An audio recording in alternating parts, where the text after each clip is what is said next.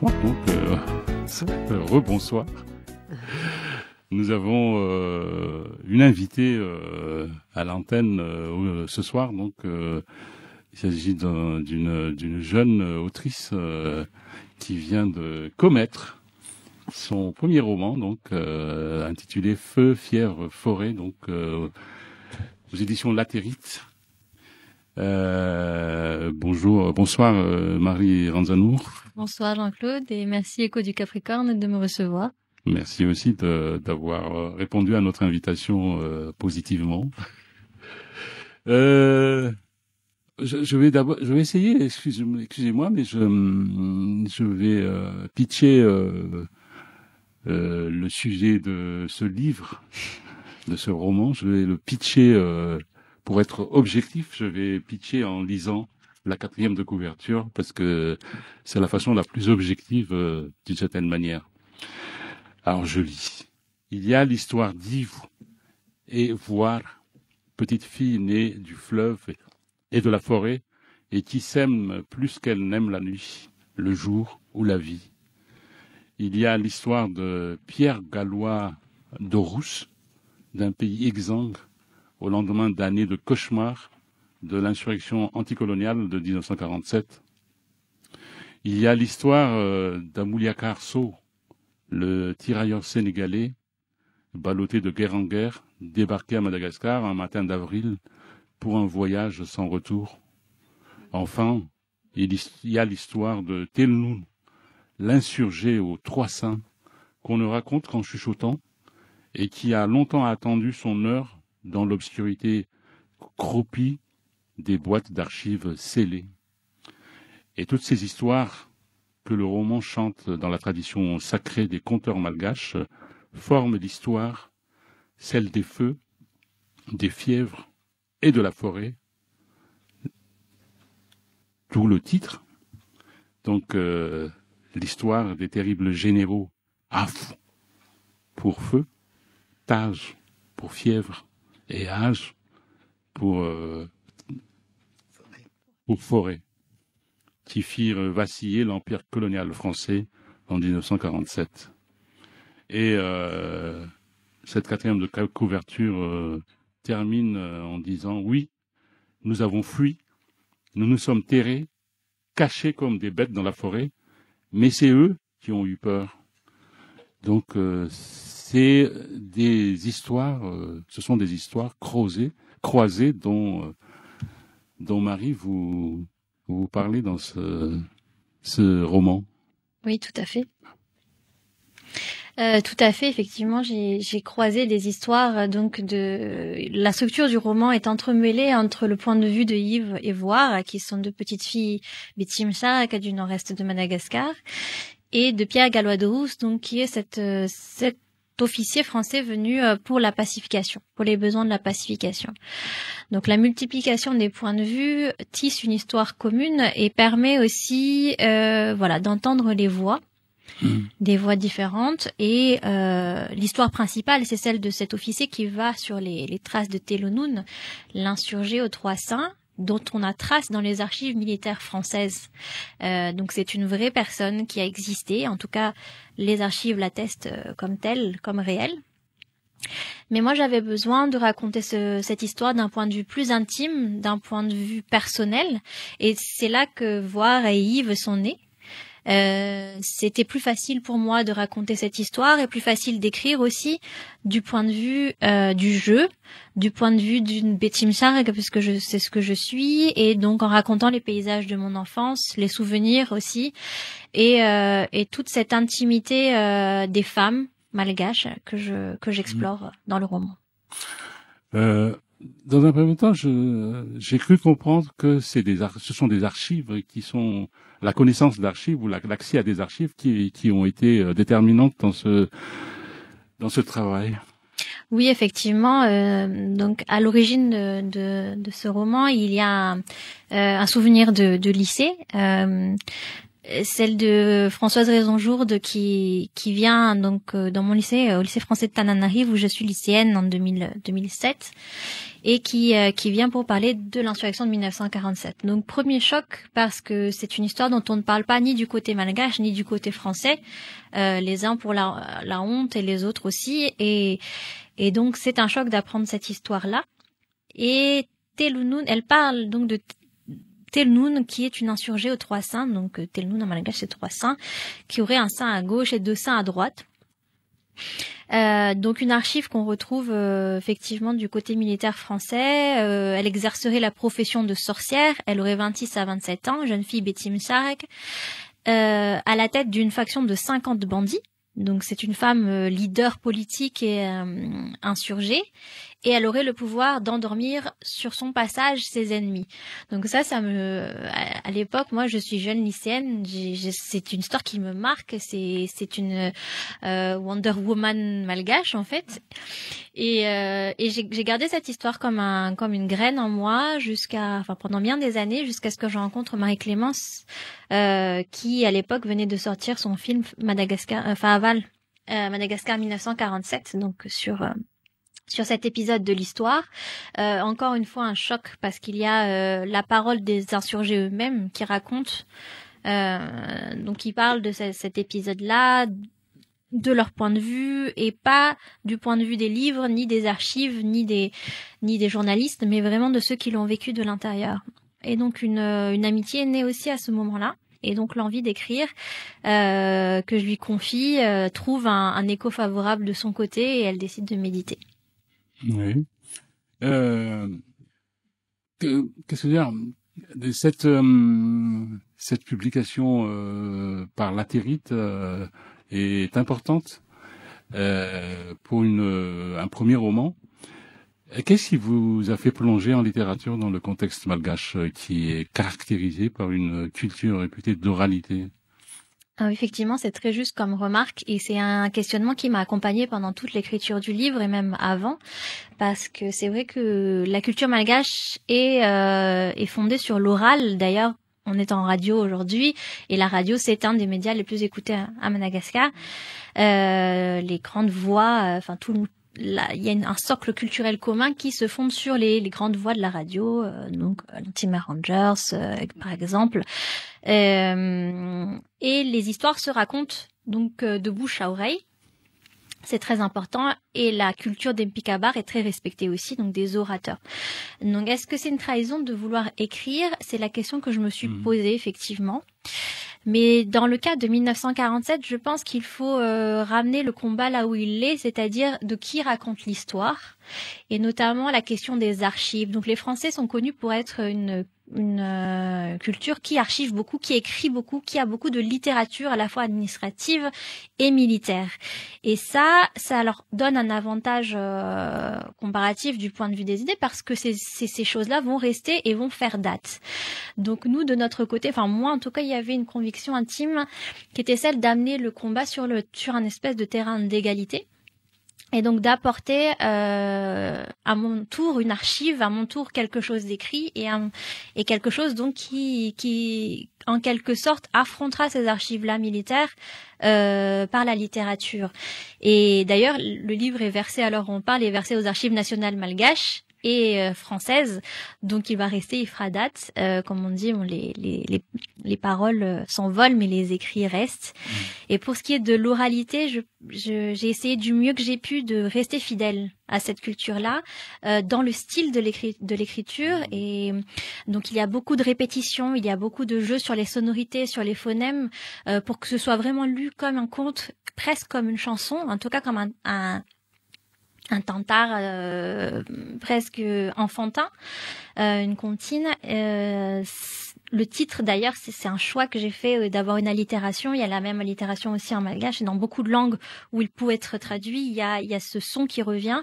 Et donc c'est là où j'ai essayé de garder l'oralité, la conserver, parce qu'effectivement c'est cœur dans la culture malgache. Oui, cette idée de confronter l'oralité et l'écriture, c'est qui a nourri ça, c'est votre itinéraire personnel familial ou c'est le cursus d'études? Vous avez parlé tout à l'heure de, des études au lycée français de Tananarive, etc. Alors effectivement, moi j'ai un cursus très littéraire, j'ai fait un bac littéraire, j'ai fait une prépa en France quand je suis venue pour mes études en 2008, j'ai intégré une prépa, une hippocagne comme on dit, et je suis très versée dans les livres en fait. Je pense que c'est dû aussi beaucoup à une culture familiale, j'ai une maman qui lit beaucoup, et j'ai été une enfant aussi très calme, très tournée vers l'intérieur. J'ai un handicap moteur, ce qui fait que aussi j'ai pas été une de ces enfants turbulentes qui joue beaucoup dehors. J'ai été beaucoup avec les livres et beaucoup de mon imaginaire, de ma culture personnelle, de ma personnalité s'est forgée dans les livres. Donc j'aime beaucoup le roman et donc ça fait partie de voilà de ma personnalité.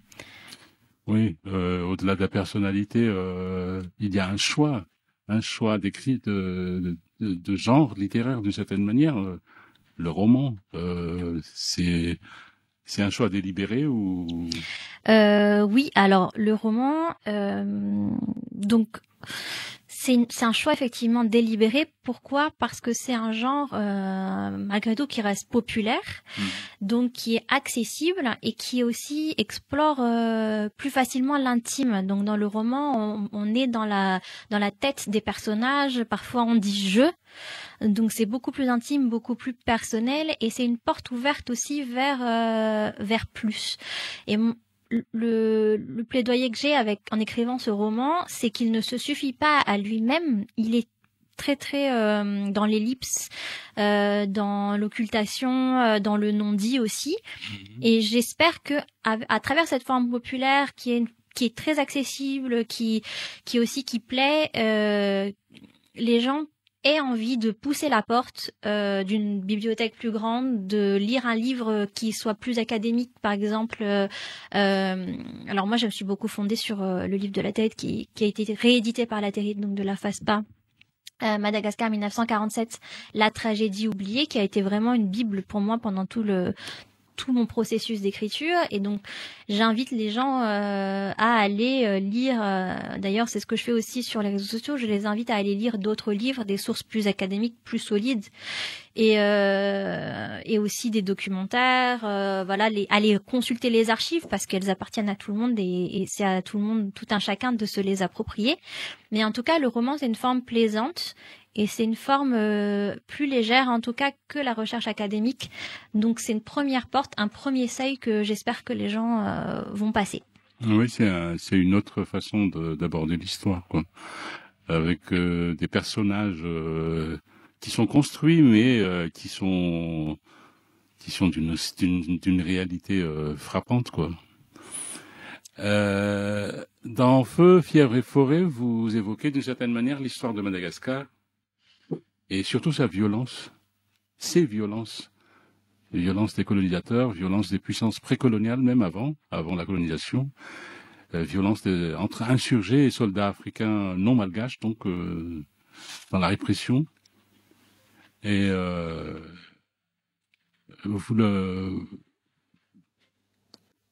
comment parlez-vous de votre conception, parlez-nous de votre conception du récit romanesque, de ce mélange de faits réels et d'imaginaire, de légendes et d'histoires. Alors effectivement, il y a pas mal de violence dans ce livre et je suis passée par l'exploration d'un fait particulier, en tout cas d'une pièce d'archive en particulier qui m'interpelle.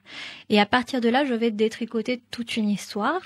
Et quelque part, 1947, qui est le sujet cœur du livre, est presque un prétexte pour moi pour parler de Madagascar telle que je la connais. De mon point de vue, en ramenant aussi un peu l'histoire où elle s'est passée. Et en fait, la côte est de Madagascar, c'est le théâtre de 1947.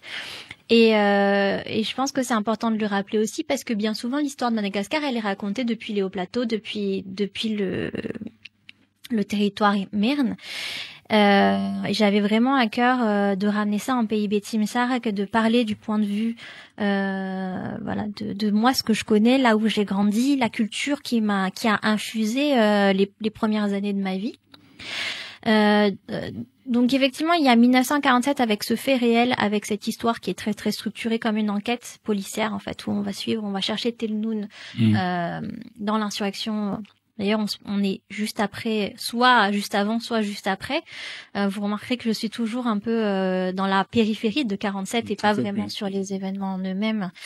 Et donc je vais tourner autour de ce fait-là pour parler d'autre chose, donc pour parler de la culture des femmes, la culture orale, la culture des zombias, des reninjas, des plantes médicinales, toutes ces choses voilà qui font l'univers malgache tel que je le connais et qui vont construire comme ça une toile de fond, un bruit sonore. Il y a beaucoup cette idée aussi de fond sonore, de bruit de la forêt qui nous environne, et c'est ce que je construis peu à peu avec en travers donc cet officier qui traverse le sous-bois. Ah oui, c'est nourriture, qui ont permis de construire ce roman. Est-ce que ce sont en partie des souvenirs de récits familiaux ou des récits coutumiers en pays Betimsar notamment donc? Et comment les évaluez-vous après coup maintenant quoi? Et oui, effectivement, j'ai beaucoup puisé effectivement dans la culture familiale, donc on est vraiment dans le triangle de la Sava, avec cette forêt primaire qui est la toile de fond de tous mes souvenirs d'enfance. Tous les plats, on parlait de nourriture, mais il y a tous ces plats, toutes ces choses très très sensuelles, le moufravn, enfin le chouchou le matin, c'est des choses qui sont vraiment du domaine des sens, des odeurs, du goût, des bruits. Le bruit du riz qu'on fait soulever dans les vannes pour enlever les paddies, le bruit des limbes sur la corde à linge, le bruit de l'eau qu'on verse dans les bassines, etc. Donc effectivement, c'est des souvenirs d'enfance, mais également des récits familiaux sur comment ça se passe en brousse dans les villages autour de la Sava. Voilà, donc je me suis beaucoup nourrie de ça et ça, c'est ce qui fait que il y a une forme de réalité aussi, parce qu'on est resté très terre à terre dans la trivialité des choses du quotidien. Oui, mais je dirais une des plus grandes trames de ce roman, et d'ailleurs ça a donné cette qualification de roman féministe et décolonial donc. À votre travail, il y a une grande place des femmes dans ce roman. Oui, effectivement. Donc, pourquoi un roman féministe? Parce que j'estimais que quand on parle des violences coloniales, il ne faut pas faire l'économie des violences sexuelles qui émaillent toute l'histoire coloniale à travers les continents, et à chaque fois, les femmes sont toujours en première ligne de ces violences-là. Donc on en parle, j'en parle dans le livre. Je parle de ce sujet-là, et j'ai beaucoup et effectivement, on est du point de vue des femmes. Yves et Voir sont deux femmes. Il y a cette amitié intraféminine. Il y a la place des mères, la place de l'alloparentalité aussi. Comment on élève les enfants à Madagascar, c'est-à-dire avec les tantes, avec les grands-mères, avec les cousines, etc. Donc on est toujours dans cet environnement très féminin. Et en fait, ça me tenait à cœur de parler des femmes, parce que avec le podcast j'ai co-créé avec vous Brahmamunj Basvavi, nous explorons là depuis 2-3 ans toutes les problématiques que rencontrent les femmes malgaches et le féminisme à l'aune de la culture malgache.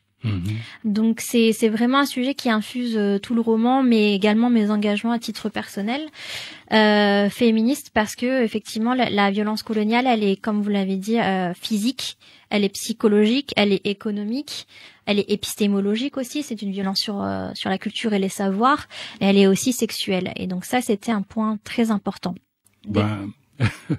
le nom Basvav, comment, comment vous l'avez conçu? Parce que moi, dans mes souvenirs, Basvav, c'était un journal du temps ancien. Je sais pas s'il existe toujours, mais oui, c'était le Canard enchaîné malgache. Et Basvav, c'est la femme qui a la parole.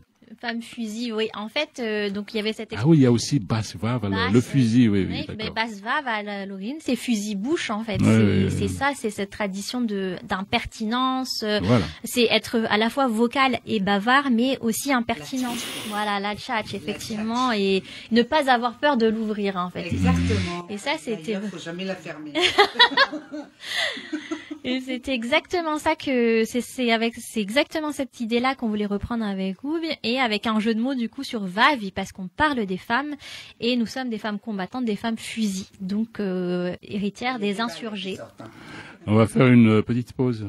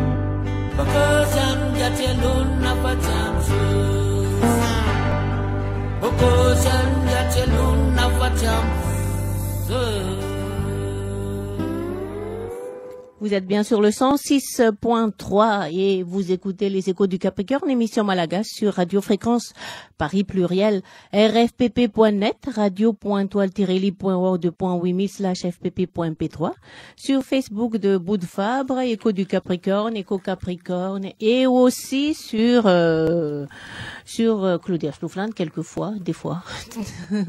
Et donc, il y a Jean-Claude Rabierfar qui a à son micro Marie Ranzanour. Qu'est-ce qui se passe? On entend rien. Non, mais c'est pas grave. On n'entend pas. On a entendu, après ce très beau morceau de Tseloun, Bogos et Tchamsos, le Bogos sans le sou. Très beau, très beau. Donc on reprend notre conversation avec Marie Ranzanour. Marie, vous situez-vous dans une famille d'écriture à Madagascar?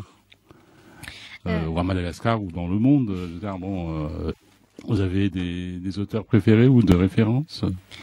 Alors, c'est vrai que je ne l'ai pas précisé, mais dans mon histoire de l'envie de parler de 47, mon roman préféré, mon auteur vraiment que je considère comme un mentor intellectuel, c'est Jean-Luc Rearman, qui a écrit le magnifique roman Nour 1947, qui, si vous ne l'avez pas lu, en fait, moi je le conseille de le lire et de le relire parce qu'on peut le lire 1000 fois.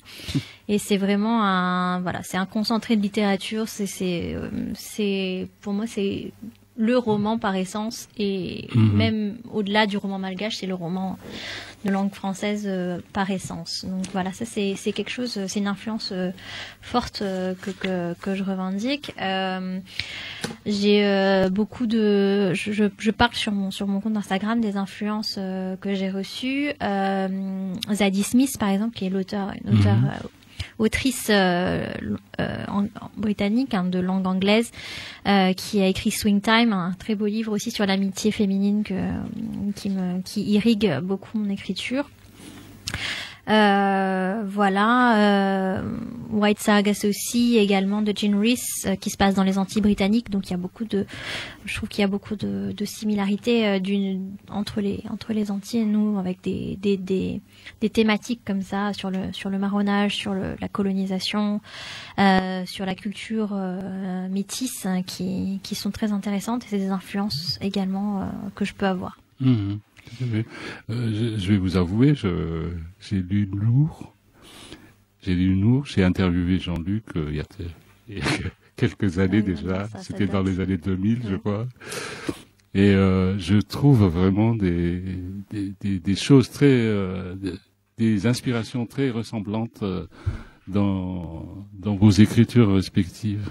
Je sais pas, mais je tenais à le dire. Oui, j'espère, parce que c'est vraiment en tout cas, c'est vraiment pour moi un modèle en fait, et c'est vraiment très flatteur, parce que je pense que mon niveau de poésie est vraiment très très inférieur à celui de Jean-Luc, et donc ça fait plaisir, et il l'a lu, ça m'a fait beaucoup plaisir qu'il l'ait lu aussi. Oui.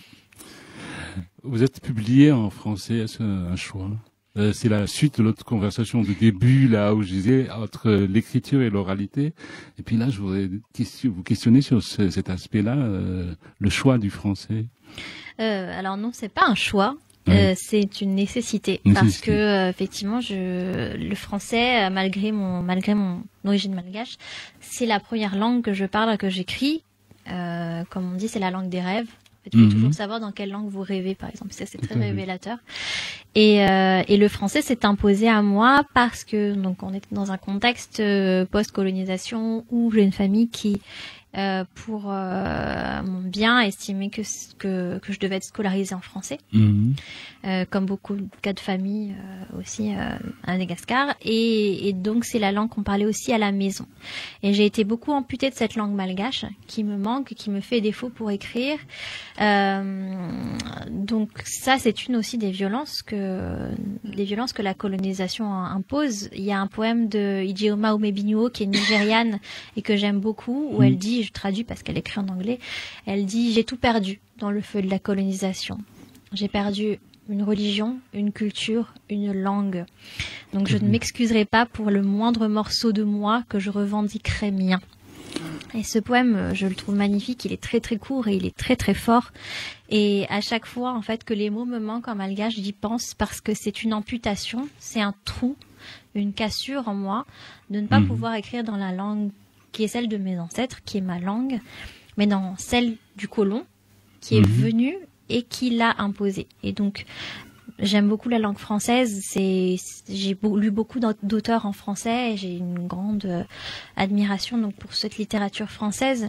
Mais c'est vrai que parfois, je pense à cette violence-là, qui est épistémologique en fait, d'avoir imposé une culture sur une autre. Oui, oui, tout à fait. Je sais pas, mais sur ces intentions de beaucoup d'auteurs de prendre la langue du colonisateur pour exprimer des situations coloniales, quoi. C'est une alternative, à mon avis, dont vous n'aurez pas à vous excuser, quoi. Je le pense comme ça. Ce roman, il est aussi pour les Français parce que c'est une partie de leur histoire, c'est une histoire commune et il faut que les Français le lisent. Donc voilà. Et en fait, je reviens à Jean-Luc Raarman et moi, ce que je trouve très beau, parce qu'il est auteur de langue française aussi, mais c'est indéniable qu'on sent les structures de la poésie malgache dans la langue de Jean-Luc, en fait. Et on ne peut pas dire que ce n'est pas un auteur malgache, et c'est ce que j'aime beaucoup, c'est ce qui me passionne dans son écriture. Et oui, moi je pense que ce que vous disiez dans la première partie de notre entretien, de votre façon de dire les choses, c'est à la malgache d'une certaine manière, de cette façon-là. Par contre, je voudrais poser une dernière question sur ce rapport que vous avez avec la langue française, mais comment pensez-vous que votre roman pourra être reçu à Madagascar, reçu et lu? Je crois que nous avons Marie-Clémence Demout, votre éditeur, qui fera tout, je pense, pour faire passer le livre à Madagascar en grande quantité. On a tout fait, c'est-à-dire que oui, merci Écho du Capricorne de recevoir notre autrice Marie Ranzanour aujourd'hui, la veille de la sortie, et nous avons vraiment tout fait pour faire en sorte que le livre soit diffusé le plus vite possible à Madagascar également. Donc Karthala, c'est notre diffuseur. Karthala est assez bien implanté, en tout cas dans les circuits de librairie à Madagascar. Ils savent, c'est comme commander un livre de Françoise Raison. Là, vous commandez un Marie Ranzanour. Ils ont des très très bonnes remises d'ailleurs.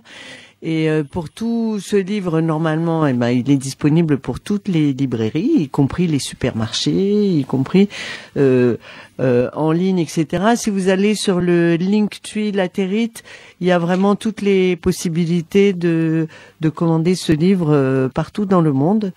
Voilà, j'ai très hâte d'avoir les premiers retours de Madagascar, parce qu'on commence à avoir les premiers retours en France. Il y a certains journalistes qui ont commencé à le lire, et donc voilà. Vous, en fait, Jean-Claude ici en fait partie d'ailleurs de ces gens qui ont lu le livre en amont. Et voilà, c'est une inconnue. On a hâte. Dans mon cœur, je chéris l'idée qu'un jour ça soit traduit en malgache, évidemment. C'est pas sûr que ça soit plus lu s'il est en malgache. Voilà. C'est bien pour la beauté du geste, mais c'est pas sûr que ça augmente le nombre de lecteurs, vraiment. Non, mais justement, pour redonner la parole à Marie, je voudrais dire mon sentiment. Je pense que c'est un livre qui a vraiment besoin d'être lu à Madagascar. Mais comment est-ce que vous appréhendez cette phase? Alors, dans les tout premiers temps, effectivement, il y avait une appréhension. Avec les premiers relecteurs aussi, ça a un peu choqué beaucoup, parce que la violence, elle est dite sans phare, elle est dite de manière très crue. Et ça, c'est un peu contraire à notre culture malgache, un peu pudique, en fait, et où le tabou de la violence est très fort. Mais je pense que il faut faire un choc aussi sur 1947, et il faut se rappeler que c'était une période violente, et peut-être qu'il faut faire violence à nouveau pour en parler. Mais en fait, l'appréhension que j'avais, elle a été un peu vécue par les premiers retours des jeunes, parce que je pense qu'il y a une soif vraiment de ma génération et même des plus jeunes de s'approprier cette histoire-là, et par tous les moyens. Et donc beaucoup sont en attente de ce livre, beaucoup m'écrivent on a hâte qu'il arrive à Madagascar, etc. Donc ça me fait énormément plaisir, et ça me prouve que effectivement on a raison avec Marie-Clémence de continuer à tirer le fil de 47 et à passer le flambeau aussi à cette génération-là qui a soif de son histoire, de se l'approprier, de la raconter. Nous, en tout cas, Marie-Clémence et moi, on peut témoigner qu'il y a une jeune génération à Madagascar qui a vraiment soif de ces données-là, de saisir ces données-là, de les maîtriser. Et nous, on a travaillé aussi à confronter l'histoire académique et la mémoire populaire. Et je pense qu'il y a un troisième volet. Et un troisième volet à confronter avec la mémoire populaire et l'histoire académique, l'écriture donc d'une certaine manière différente, et voilà. Je ne sais pas si vous avez des données à... Ah oui. L'histoire a-t-elle été racontée au Salon du Livre africain de Paris pendant la semaine, pendant les 3 jours? Alors effectivement, nous étions... Tu as été présente à faire des dédicaces également? Oui, également dédicaces, et le plaisir aussi de partager une table ronde avec Michel Rakutson et Jennifer Cole, qui est anthropologue, qui a fait sa thèse sur la mémoire et qui est dans Madagascar, tragédie oubliée. Donc vraiment un grand plaisir d'être présent sur ce salon avec tous les auteurs africains, parce que c'est une histoire aussi panafricaine, avec cette histoire des tirailleurs sénégalais qui sont venus à Madagascar. Et je pense qu'il faut se tendre la main à travers le continent, avec aussi l'Indochine, l'Algérie, sur l'histoire de la colonisation. Donc c'était important pour nous d'être au Salon du Livre africain à Paris, et de rencontrer aussi les gens, parce que comme dit Jean-Claude, il y a ces gens-là qui tendent la main et qui ont envie d'avoir ces sources. Tu as fait des dédicaces, qui ont acheté les livres? Parce que c'est la première vente, la première rencontre avec le public. Comment tu l'as appréhendé? Alors j'ai pas la démographie complète, mais il y avait beaucoup de malgaches et de jeunes malgaches, de jeunes femmes malgaches d'ailleurs. C'est vraiment celles qui sont le plus avides de ces histoires-là. Ça s'est très bien passé parce qu'effectivement il y a une envie devant et en fait ça fait toujours plaisir et parfois en fait on est traversé de doutes quand on crée quelque chose, quelle que soit la nature de l'œuvre, il y a des doutes. Mais quand on voit l'enthousiasme qu'il y a en face, en fait, on est obligé de s'incliner et de se dire, eh bien, on a bien fait de le faire. T'as eu le temps d'avoir des échanges avec elle? Oui, pas mal. Donc, elles sont effectivement très touchées par la dimension intime du livre, en fait, parce qu'on est vraiment avec Yves et voir, on est dans leur intimité, dans leur quotidien, et ça leur parle beaucoup. Comme moi, j'ai mis beaucoup de choses personnelles. En fait, finalement, ça les touche aussi de façon personnelle. Elles m'ont dit, moi, j'ai cru que tu parlais de moi, de mon amitié avec ma meilleure amie. J'ai cru que tu parlais de ma mère. Tellement c'est dans leur culture intime. Tu disais que tu parlais Betimsar, que ça, Betleu, c'est ça? Betimsar, et tu veux pas le traduire en Betimsar, le livre? Alors ça, faudrait, je cherche. On cherche et surtout il faut fixer la langue Betimsar, il y a un enjeu là-dessus, que effectivement le Betimsar existe, toutes les langues de Madagascar existent, pas que le mien, et en fait il y a aussi. Et tu l'écris le Betimsar ou tu le parles uniquement? Nous, on écrit en langage un peu de texto, ça change d'une personne à une autre. Il y a un linguiste qui s'appelle Noël Jacques Guenier qui a beaucoup travaillé sur ça et qui a participé grandement à fixer la langue Betimsar. Et puis il faudrait qu'on le fasse. Et tu le pratiques ici? En France, c'est difficile, mais comme ma grand-mère, elle ne parle pas français, enfin elle parle très peu français, je parle exclusivement Betimsar avec elle. Donc forcément. Marie-Clémence, il y a peut-être des informations à donner sur donc les il y a des événements nouvelles autour, oui, voilà, mais peut-être des événements autour de... Tu l'as pas? Non, enfin, je l'ai en tête, mais vas-y alors. Le plus important, c'est effectivement demain, c'est le lancement du livre. Alors demain, nous vous convions, les Parisiens, en tout cas ceux qui sont en région parisienne, à nous rejoindre après avoir manifesté. Ça veut dire c'est à 18h. On a le temps d'aller manifester avant.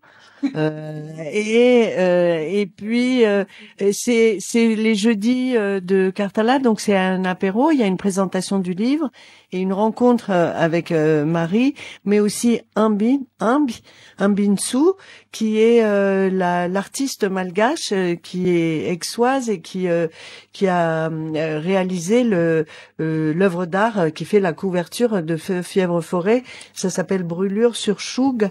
Et en fait, ce n'est pas de la peinture, c'est du feu qui dessine ces choses. Ah, oui. Et donc, Ambi, elle a fait tout un travail sur le pouvoir du feu, plutôt créateur et non pas destructeur. Voilà, c'est le cas. Donc, on espère qu'elle sera là, qu'elle pourra venir en train demain et rencontrer toute l'équipe qui a autour de Marie, qui a rendu ce livre possible. Et aussi cette année, nous répétons le même